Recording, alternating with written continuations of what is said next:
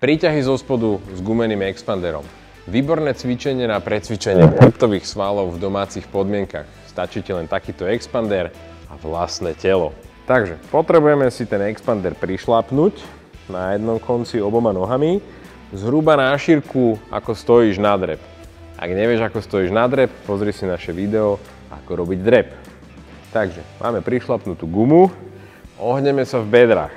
To znamená, že sa dostaneš do pozície, kedy koleno je nad členkom, zadok je vzadu, ale je zachovaná neutrálna krivka. To už sme tiež vysvetľovali pri drepe.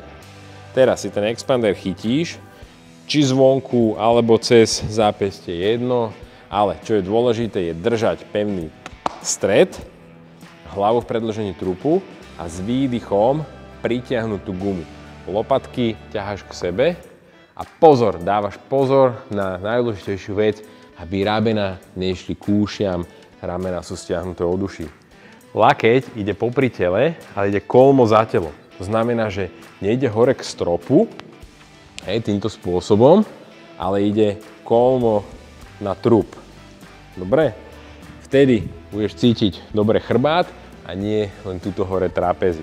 Takže guma, hop šup, prišlapneš, chytíš gumy, koľko potrebuješ a s výdychom môžeš cvičiť chrbát. Pre viacej takýchto cvičení nás nezabudni odoberať, sledovať naše sociálne siete a napíš nám do komentárov, ak si mal s týmto cvičením nejaké problémy a my ich v ďalšom videu vyriešime.